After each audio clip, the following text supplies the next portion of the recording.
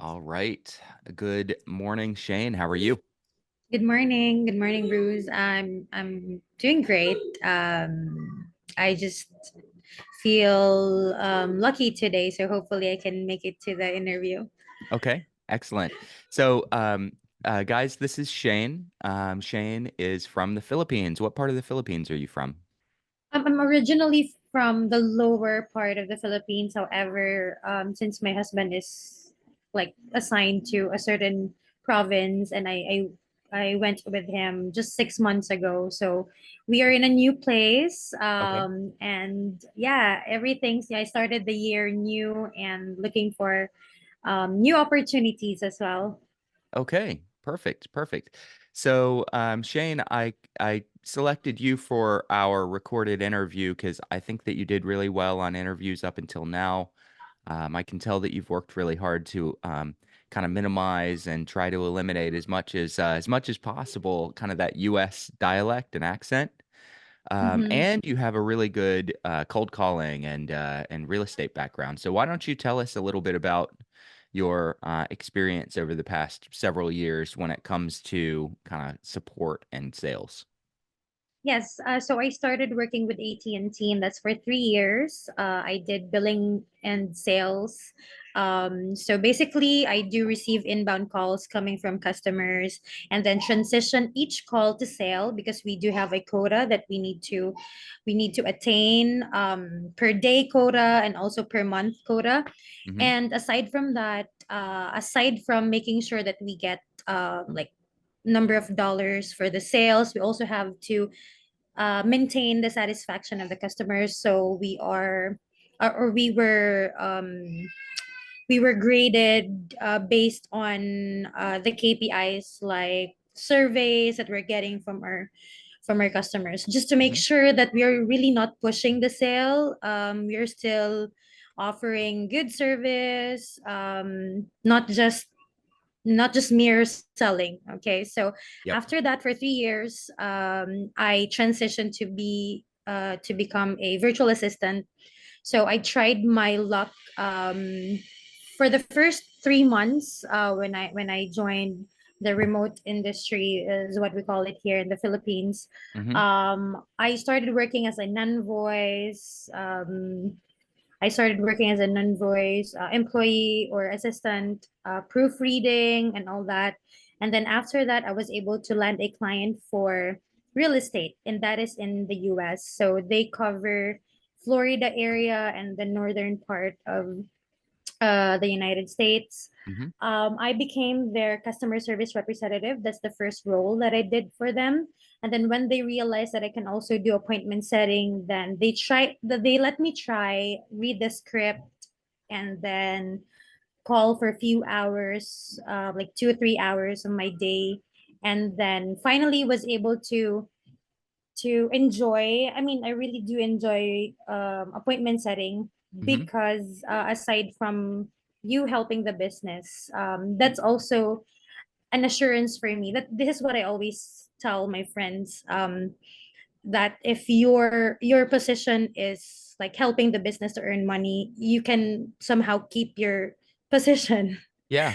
Yeah. So yeah, you can keep your job. So that's a challenge for me, and that's also a like a rewarding thing for me, like when I see that we're getting a lot of closings, we're getting a lot of appointments converted to closings. So unfortunately, during that time, I started working for them prior to the pandemic. However, around 2022, and that's when the company was no longer operational, but I ended my employment with them as a sales trainer and inside sales agent trainer. So I was able to work my way up from being a customer support, Yep. and then work my way up to becoming a trainer, which I really love as well, sharing my experience. But even I am already a trainer. I still do like the 3 hours of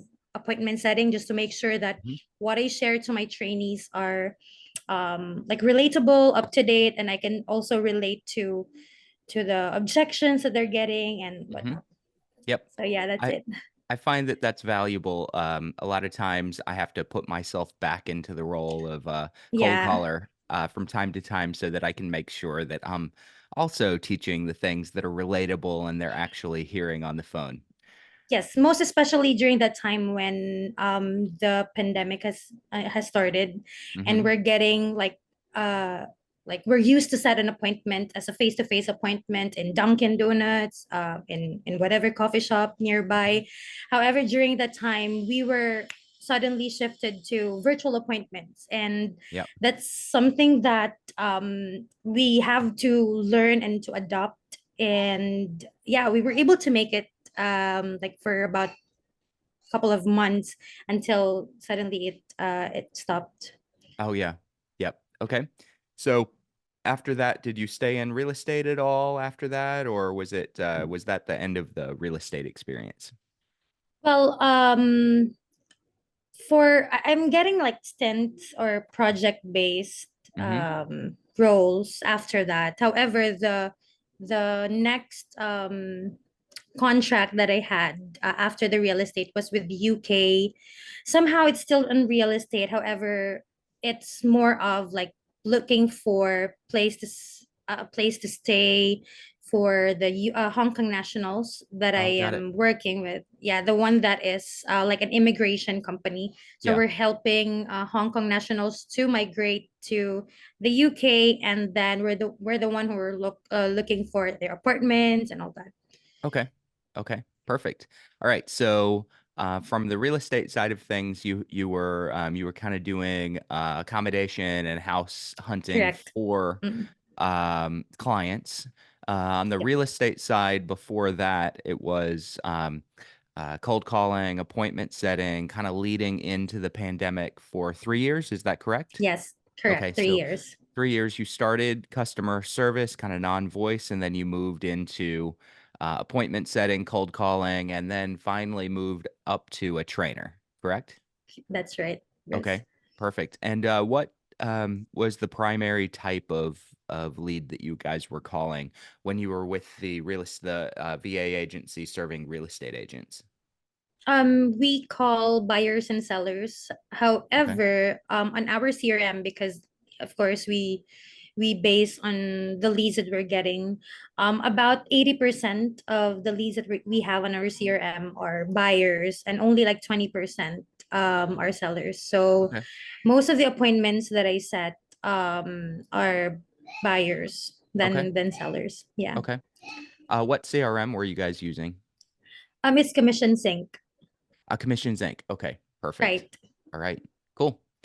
Um, Excellent. So when you cold call, okay, talk to me a little bit about some of your um, the best things about cold calling that you like the most about appointment setting, cold calling in the real estate space. What are your favorite parts? Well, for the seller side, we are, I mean, when I started working with cold calling or appointment setting for this US real estate, I find calling sellers challenging because maybe I am not that exposed to seller leads, as I've mentioned that we only have like very few percentage. So I find it challenging and rewarding at the same time once I convert the call into a successful appointment.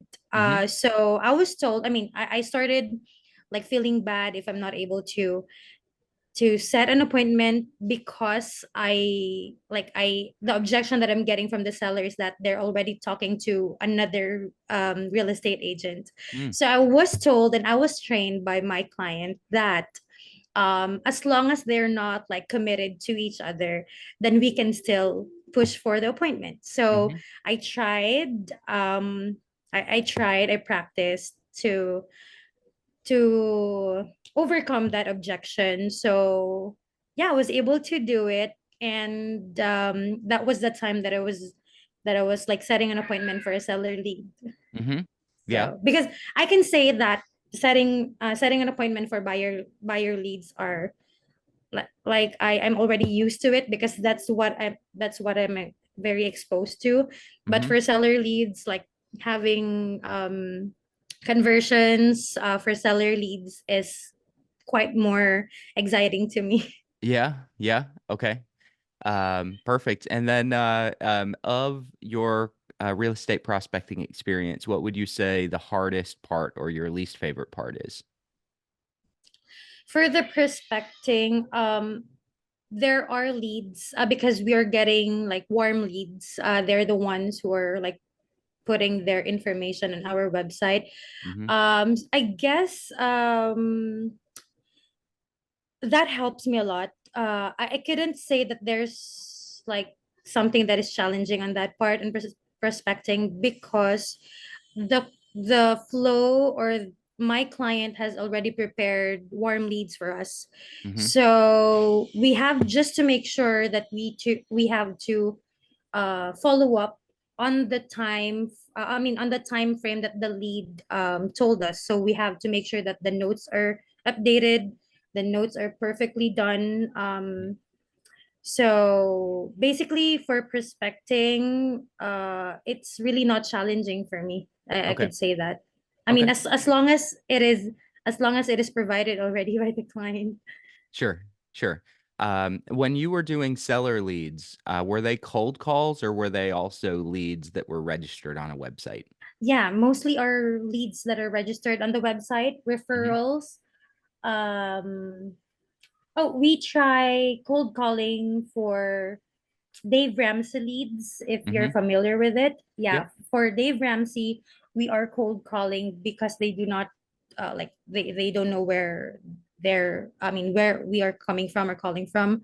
Yeah. So okay, so I could say that the challenging part for calling Dave Ramsey leads is the competition because Hmm. once there is a lead on that website or on that portal, you have to make sure that you claim it right away. You Hmm. call the lead first, then the other cold callers waiting. So yeah, Yeah. that's very challenging Okay. because Okay. The we treat competition. Dave yeah that we treat the Dave Ramsey leads like a hot lead. Yeah. So the very sure buyers or very sure sellers. Yeah. Okay, perfect. All right. That wraps it up. I like for people to kind of get to hear your communication style and things like that. Hmm. Really good. I really appreciate it. We'll go Thank you. into a role play call here in just a minute, but I'm gonna stop the recording and start a new one, okay? All right. Thank All you. right. Thanks.